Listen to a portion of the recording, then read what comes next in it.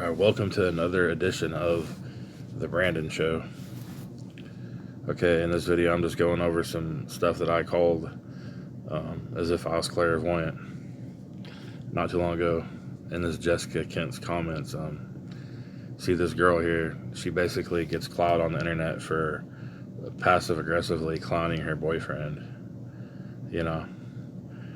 But check this out. She says, you see a man with face tats and aggressive music and think you know him. Okay, for one, these guys that get these tattoos that look like the Pokemon that makes you fall asleep and writes on your face, these dudes are not really aggressive. They're not really killers, man. They're getting those tattoos in prison because people are practicing on them and forcing them to do it, basically. Like, they're equivalent of a prison bitch, if you know what I'm saying. They get all them tattoos to try to fit in. It's not like stripes or something, you know, in some kind of military hierarchy or some. They're not really killers, you know. Like the teardrop might have meant killing someone at one time, but now it means like tears because your booty hole's getting ripped up. Basically means you're there, bitch. You know what I'm saying? If you get some of these face tattoos, and he has the colorful stuff like lollipops, like he's the candy man, right? He's trying to. Who would like that? Like a little kid or something? Like he's trying to get some little kids lured to him with his candy man, colorful little tattoos all over his face. But yeah, that's how I see it. Like they get them tattoos because they're scared in prison. They're trying to fit in, you know. Either you hate yourself if you're tattooing your face, or you're just a really ugly person and you think that makes you more interesting somehow, or it's going to make you sexy or something. Either way, I think it just makes a motherfucker look weak if they'll go to that extreme for some kind of validation or to like fit in prison and have people, you know, practice tattooing on their face. But anyways, I'll move it on. She says, I thought I had a lot of haters until I met Burner. See, she's the one that keeps putting him up, knowing that everybody's clowning the guy for clout. It's like the best thing that ever happened to her. She has her nerdy boyfriend with a bunch of tattoos that thinks he's a badass, and then she puts him up, clowns him, you know, basically for all this attention. She probably wasn't getting no attention until she started putting this goofy dude up on here. What you don't see online is that he has sole custody of his daughter and has stepped up and has helped me raises my daughter. See, before she even posted this, I said in the comments, I bet dude probably watches a bunch of her kids from another guy. He's probably like a total beta cuck provider, and that's probably what she likes about him, is that he's a free babysitter. See, I was right about that shit right there. And the daughter, it's his sole custody, probably ain't even his kid.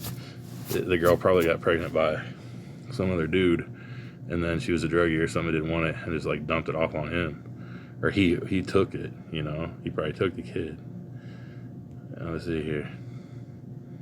Yeah, a whole lot of masculine energy, dude. You're gonna be like raising all these girls all the time around her and all these girls. Like, I'm sure you're just a badass motherfucker, man. Like, probably singing Barney or some other gay shit with all these little girls. He came into my life and quite literally picked me up off the floor and helped me get away from a really bad situation in Chicago.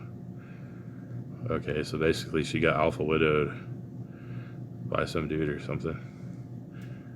I adore this man. He'd do anything for our girls, and if necessary, he'd rearrange someone's face to protect us, never settle for anything less. Like I said, man, them dudes in prison get them tattoos because they're trying to fit in.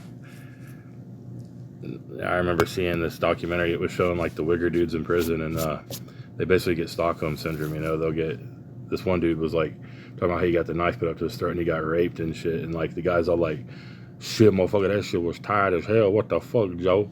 And then they like stopped, and then they started doing it again. And then the guy's all like, he's all like,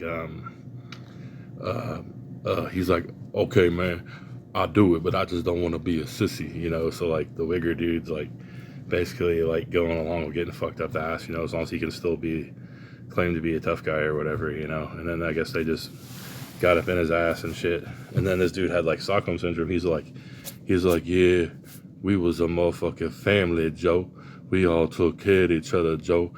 And all this shit. So like, it's just total classic Stockholm syndrome, you know. So like, you see what I'm saying? Like these dudes have all these face tattoos and they're all gangster this, gangster that. Like that's their survival strategy, man. And like somehow they justify it in their mind like a Stockholm syndrome thing, basically. Yeah, it's crazy, but if you look into that, you'll see what I mean.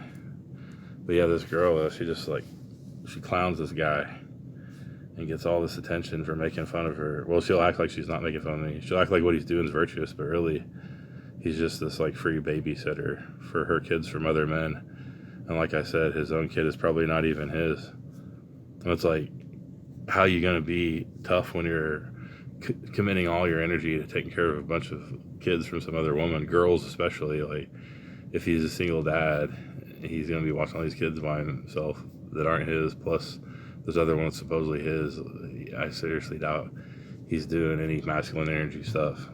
He's probably got to commit his whole life to just watching her kids, you know.